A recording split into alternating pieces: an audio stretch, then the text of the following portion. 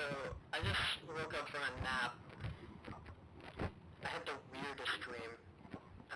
Reminded me of a few things, made me feel a few things, but I don't remember dreams anymore, really, so I wanted to get those down somewhere before I lost it.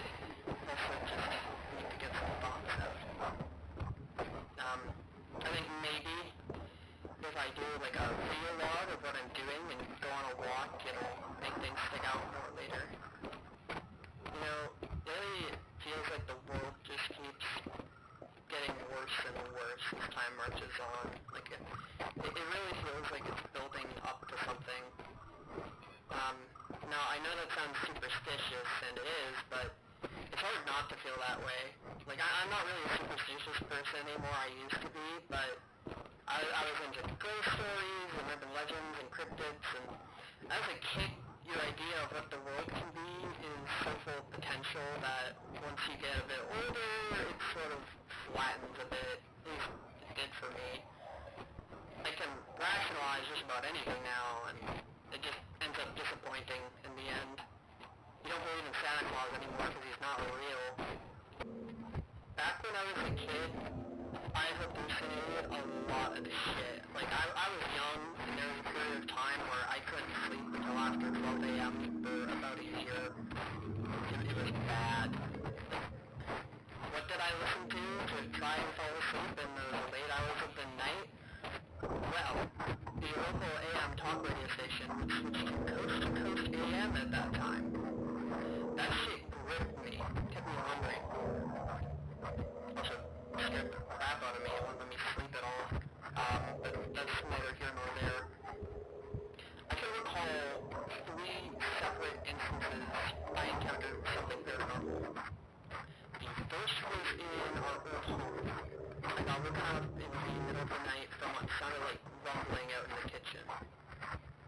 I quietly got out of bed and crawled across the carpet and turned my light on.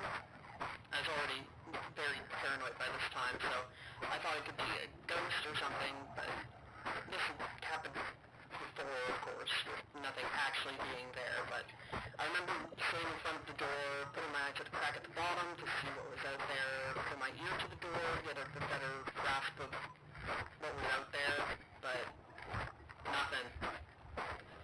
So I just kind of sat back for a moment, trying to think about what it could be.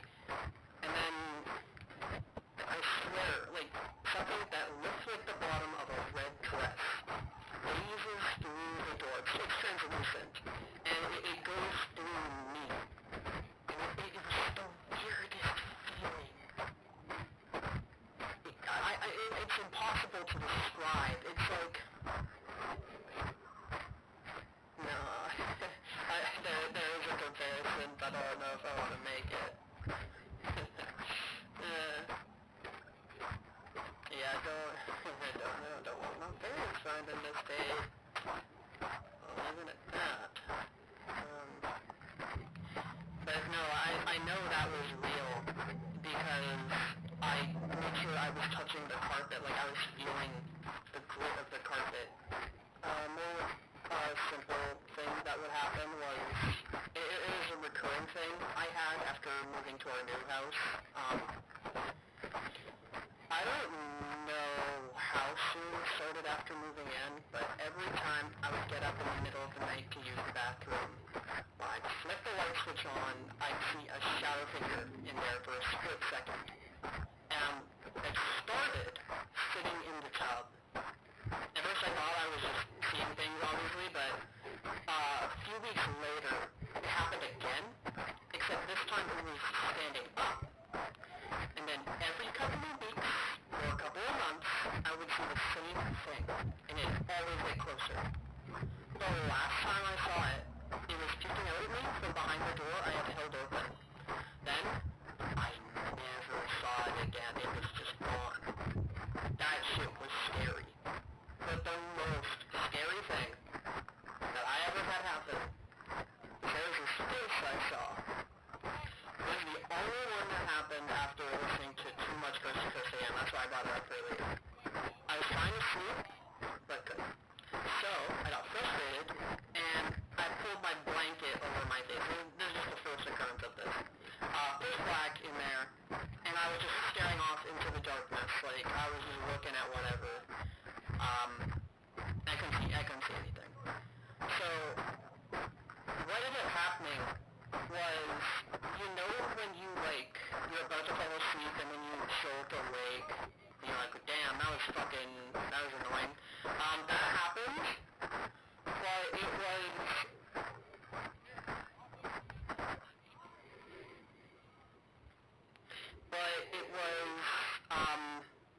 like, I actually saw something, like a grotesque man face, like, just appeared in my vision. It was like a silent jump scare, pretty much. So I instinctively threw off the blanket, and after pacing around my room for a bit, I went back to bed. But then a while later, I'm having difficulty sleeping again. So I shut off Coast to Coast, and I say, to hell with it, basically, and I'm just sitting there. Now, my bed at the time was right against the window, that's where my head was, so eventually I hear tapping at the window. I stand up, look what's out there, and I just know in my soul that what I'm looking at is something intrinsically evil. Like, it's literally just like a gut feeling where I just know that whatever I'm looking at is evil as fuck. So it's this gigantic bat thing. It's splayed across the width of my window, probably like a good 4.5 feet wide. And instead of a head, it just had that same giant grotesque face on its torso. It looked like some shit out of, like medieval art of strange creatures or demons or something. And it was saying something to me. It had like this fucking smug-ass look on its face. It was saying something to me. And because I knew it was evil, I'm like, okay, I can't listen to a word this freak is telling me. I have to tell it in no uncertain terms to fuck off now. And I did essentially just tell it to fuck off until it left. But because I intentionally didn't listen to what it was saying, now I don't remember what it told me at all. So that kind of created the opposite problem where now if it influenced me in some way, I have no idea how it could have possibly done that. So that's unfortunate. Again, like obviously most of this stuff's probably just hallucinations, but you know, that even if you're thinking about it rationally, like that sort of thing just freaks you out.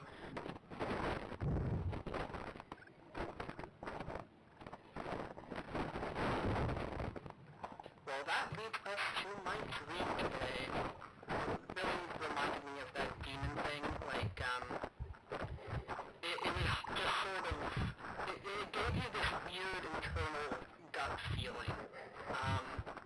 It wasn't, like, intrinsically evil. Honestly, it kind of felt sort of soothing. It was very nostalgic and mysterious, and I think it was a sunrise, and I think there was a man there. I could not tell you what like that shit's already gone, but I do remember, like, I couldn't see his eyes at all, like they were obscured by something. I know we talked about the idea of mystery, how contradictory achieving the truth is to the enjoyment of the pursuit of that truth. I feel that now more than ever. I'm always looking for the most logical answer. I always have to try and know the right thing. I've talked to Davey about this before, actually. While I've sort of diminished a lot of urban legends for me, I feel like that idea has really hurt creepypasta culturally. That was the other big thing I was into as a kid. Got all that junk on the No Sleep subreddit now that's technically better written, but it just inevitably kind of reads like some shit you'd find in a bargain bin at Walmart. Well, obviously a lot of classic creepypasta was pretty poorly executed. When it was done well, it was something special. It wasn't trying to be the next literary masterpiece. It was trying to be something that you thought could be real for a moment. Now everything's so interconnected, there isn't room for that mystery anymore. It's hard to remember now, but just a few years ago, creepypasta and urban legends felt essentially one and the same. Sucks that Slenderman movie was so garbage. It really feels like the the final nail in the coffin. Everyone's saying it was used too late, but I can't help but feel if they just gave a shit that it could have been something special. I guess what I don't want to let go is that feeling of immersion. The thrill of not knowing if something's real or not. It felt intimate. I was never into all the weird fandom stuff like the Killer OCs, but it feels like that's just what everyone judges the entire movement off of now. It's cringe. Who cares if a little Timmy wants to make an edgy fem character? It's just an annoying and useless sentiment. I want to bring back life to these stories. I don't know how, though. I mean, right now, I'm just focusing on getting through school. I don't think the solution is to just keep making more classic-style stories. I think that this ship has sailed, at least for now. I think there's a lot of mystique around where the pictures come from, and I could see that being something that gets popular, but when those pictures get found, that mystery is just kind of wrapped up forever. I don't know. Maybe I'll figure something out.